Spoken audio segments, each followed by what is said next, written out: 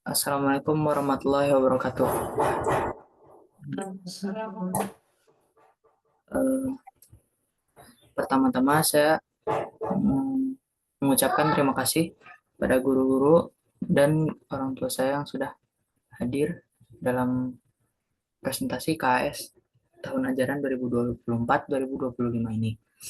Pertama-tama, saya akan mulai presentasi ini dengan suatu alasan mengapa saya memilih materi optika. Pertama itu, saya memilih fisika dulu karena sejak semester lalu juga kelas 8 semester 1 saya juga memilih fisika. Mengapa? Karena saya sangat menyukai bagaimana saya ingin mengetahui bagaimana dunia ini bisa bekerja begitu.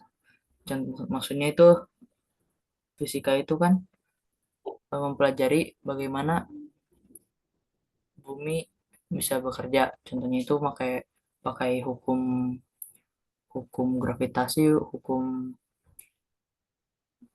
seperti topik di semester ini ada mekanika fluida dan gravitasi.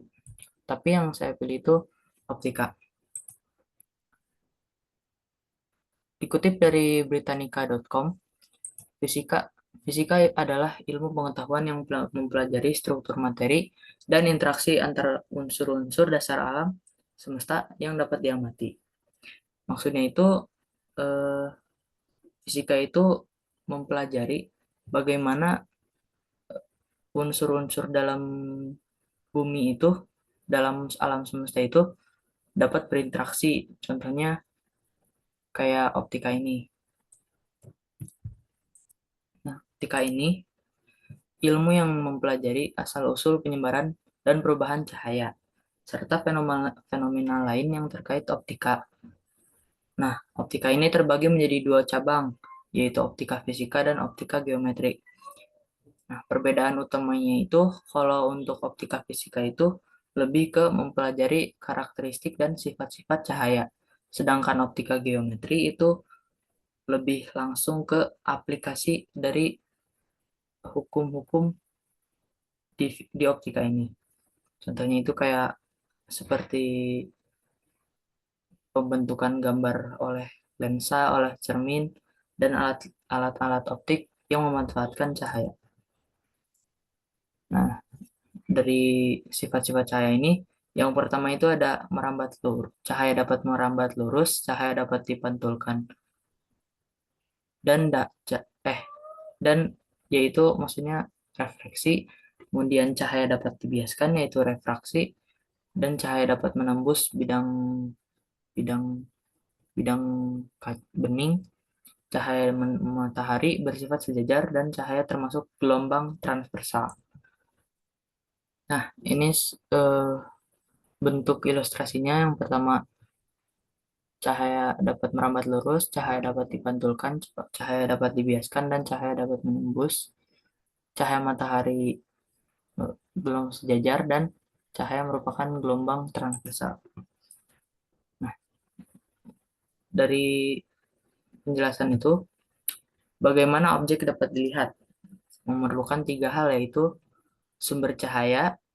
Maksudnya itu benda yang dapat memancarkan cahayanya sendiri. Contohnya seperti lilin, senter, dan yang paling utama itu biasanya menggunakan sumber cahaya yang terbesar itu matahari. Kemudian memerlukan objek, benda yang sedang atau ingin dilihat. Contohnya kursi, meja, laptop, dan lain-lain.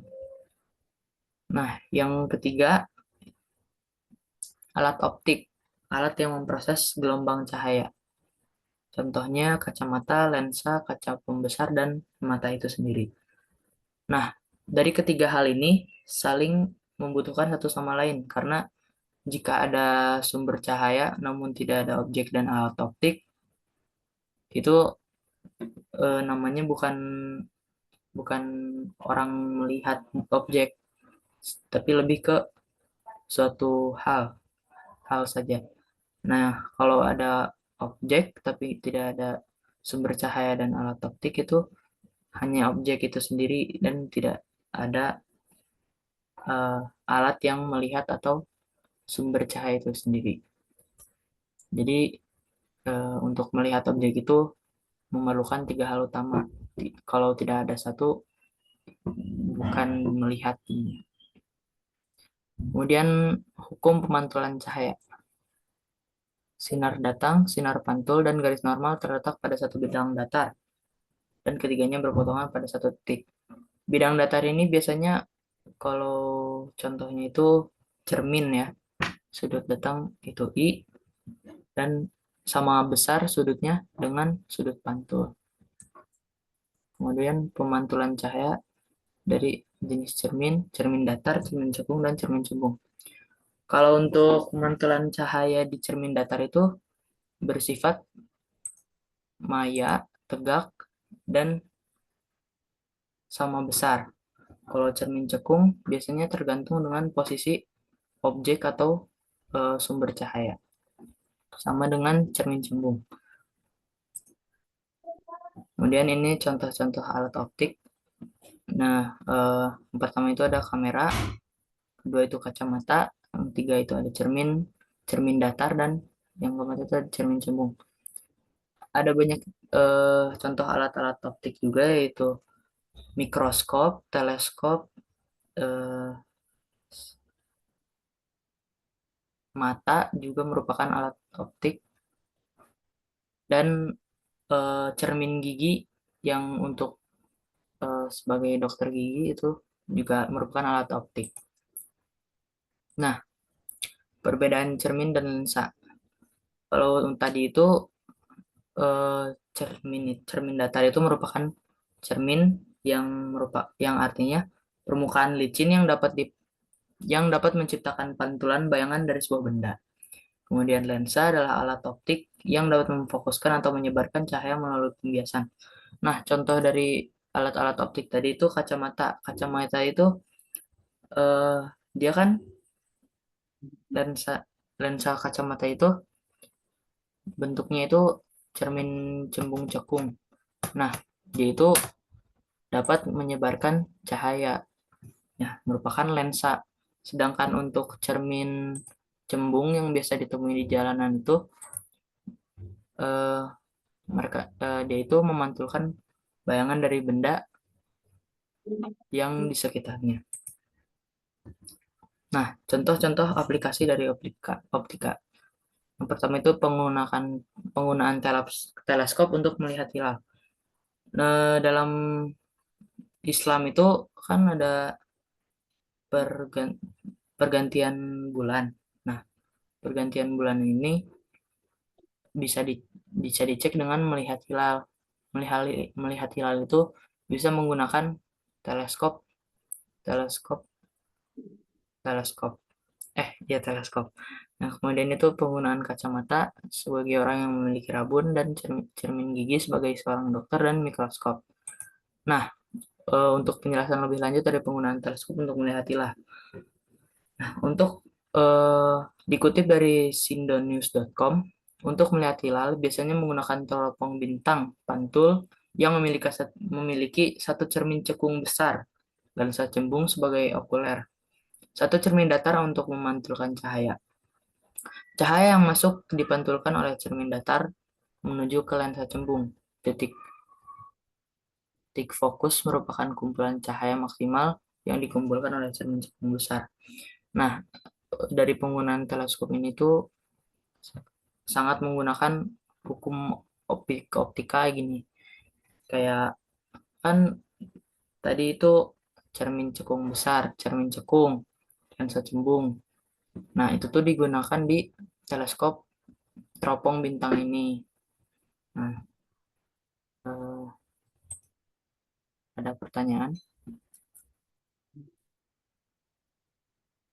Imbang lanjut ke refleksi dulu, diselesaikan aja Oh dulu. iya.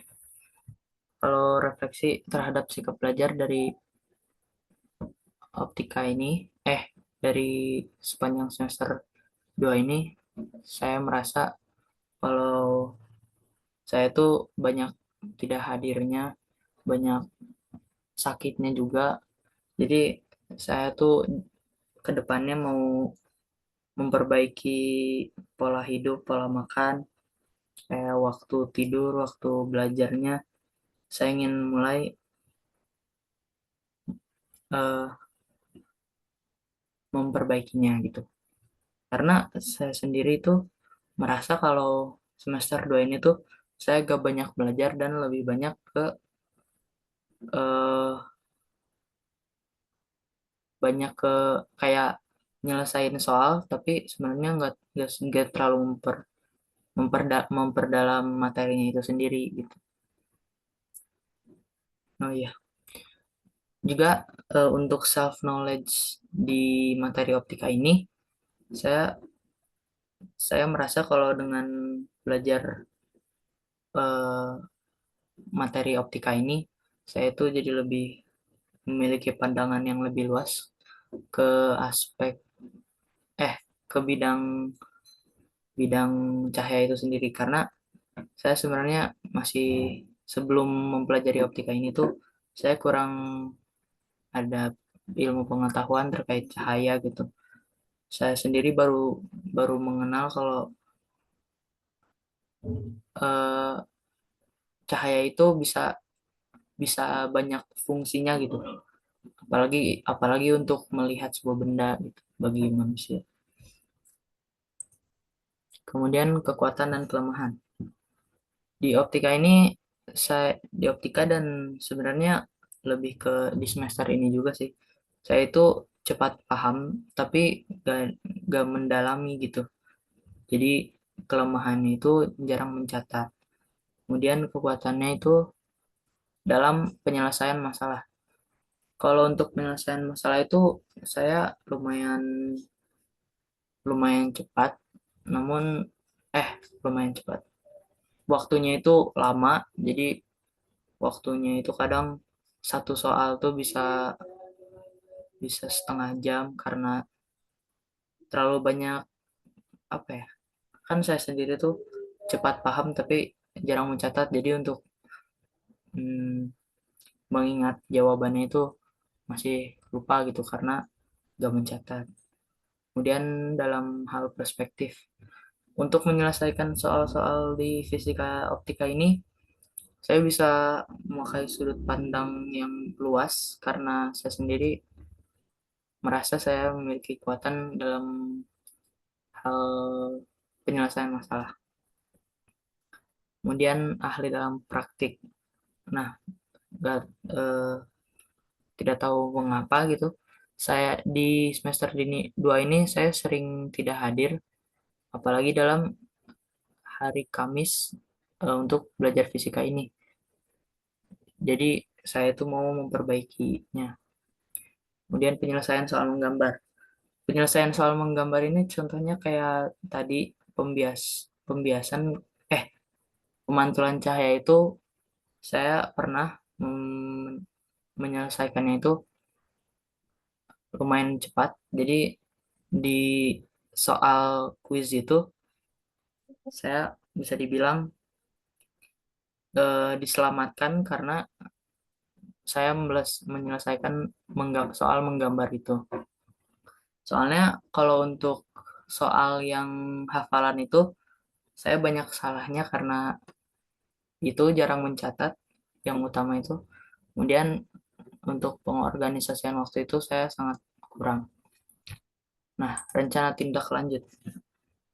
Untuk dari guru dan dari orang tua saya sendiri itu sepertinya sudah cukup karena saya sendiri merasa saya yang salah itu bukan dari guru atau orang tua tapi dari saya sendiri. Yang pertama itu mencatat. Saya itu mau di kelas 9 nanti saya mau lebih banyak mencatat, terus lebih sering melatih dengan sering mengerjakan soal gitu. Karena saya sendiri melihat teman-teman, ada beberapa teman saya itu kalau mau supaya waktu penyelesaian soalnya itu nggak terlalu lama, mereka itu sering melatih dengan sering mengerjakan soal. Kemudian untuk tidak jarang hadir itu, saya mau mulai membangkitkan semangat sekolah. Kemudian membuat list pekerjaan harian dengan waktunya sendiri agar lebih terjadwal aja gitu. Baik, ada pertanyaan? Baik, terima kasih Imbang. Selanjutnya Ibu persilakan kepada Bu Dwi Urika selaku pemimpin. Terima kasih Bu Esti. Assalamualaikum warahmatullahi wabarakatuh. Waalaikumsalam. Bu Imbang, gimana kabarnya? Katanya lagi. Alhamdulillah Bu, masih udah agak mendingan habis makan, tapi masih agak pusing sih.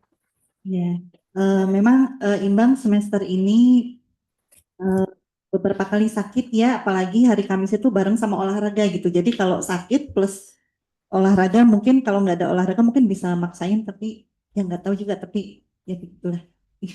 Ya moga-moga nanti ke depannya lebih sehat lagi ya. Betul, Imbang memang harus menjaga kesehatan, pola makan, istirahat gitu yang baik ya.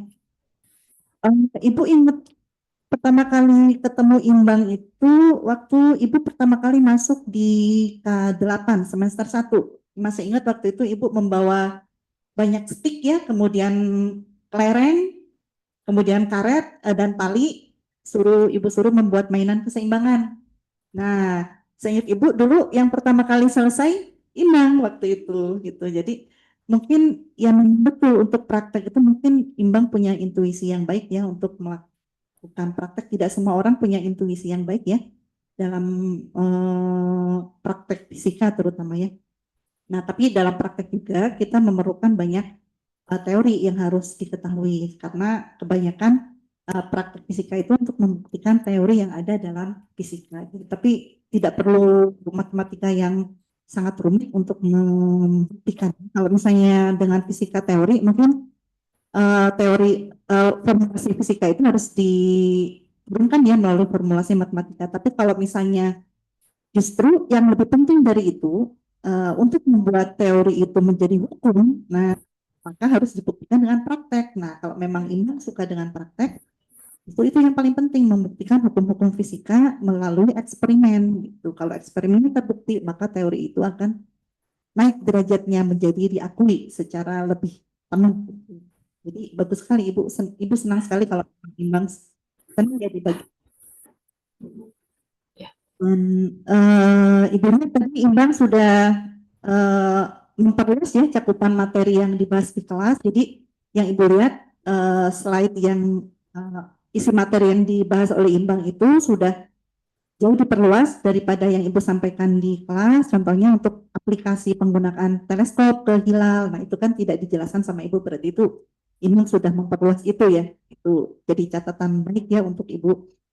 Kemudian jadi itu yang jadi plusnya dibanding semester 1 kemarin. Kalau semester 1 kemarin kan relatif Imbang menjelaskan kembali apa yang dijelaskan Ibu di kelas gitu, tidak banyak tambahan. Tapi kalau sekarang Imbang benar-benar dari apa yang sudah diketahui di kelas, nah Imbang menjelaskan lagi dengan melalui banyak aspek yang sesuai dengan apa yang disukai Imbang gitu. Jadi itu sudah sangat baik kalau menurut Ibu ya, alhamdulillah. Ya, mungkin itu saja eh, di Ibu untuk Imbang. Sebenarnya di SMP itu Ibu tidak sabar ya untuk memberikan. Jadi kalau teori fisika kan sebenarnya kalau jadi fisika itu dipelajari itu dipahami melalui matematika gitu. Cuman Ibu dapat nggak bisa menjelaskan banyak matematika ya di SMP. Jadi baru sebatas mungkin eksperimen sama teori mungkin. Jadi nanti Imbang sabarnya nanti waktu SMA nanti nah itu nanti eksplorasinya matematika banget itu nanti sama Pak Sony sama Pak Kemal ya pokoknya mah luar biasa. Baik Bang, sehat terus ya, jaga kesehatan dengan ya Bu. terima kasih telah memilih topik fisika. Assalamualaikum warahmatullahi wabarakatuh. Waalaikumsalam warahmatullahi wabarakatuh. Terima kasih Bu Dwi. Terima kasih Bu Dwi. Imbang, apakah orang tua Imbang ada di sana di rumah? Kayaknya tadi baru ini Bu, apa? Baru berangkat ke TK jadi masih baru ngajar kan. Baik, ini Ibu Ita juga sedang tidak di sini. Ya mungkin kalau komentar dari Ibu ya sebagai wali kelas ya tadi ya sebagaimana sudah Imbang sampaikan, memang Imbang semester ini memang banyak tidak hadirnya ya Imbang ya. Apa mohon nanti di eh, kesehatannya ya Imbang pengaturan waktunya Nah, nanti kita ngobrol lah ya Imbang ya. Ibu nanti ingin memantau juga. Mudah-mudahan kedepannya Imbang lebih semangat lagi ya, lebih bisa hadir terus ya ke sekolah. Soalnya sayangnya Imbang tuh punya potensi yang besar, khawatir nanti kalau sering gak masuk banyak yang ketinggalan, ada sayang. Baik, terima kasih Imbang. Bisa ditutup presentasinya. Oh ya, baik. Terima kasih atas segala perhatian, saran, dan masukannya. Saya tutup. Alhamdulillahirrahmanirrahim. Sekian dan terima kasih. Assalamualaikum warahmatullahi wabarakatuh. Waalaikumsalam warahmatullahi wabarakatuh. Imbang sebentar ya foto dulu. Jangan keluar dulu. Oh, iya. Tadi Pak tolong ya. Imbangnya kelihatan aku di izin langsung. Sebentar, Bu. Ngaca itu ngaca bu, itu ngaca bu.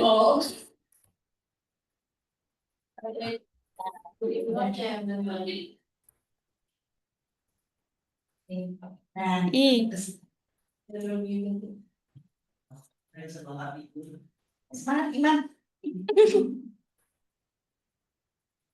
imbangnya cahayanya. Oh, keterangan. Iya, Dari memang enggak. Tapi pas tuh kalau ke ibu mah nggak apa-apa. Nah, mendingan. Im-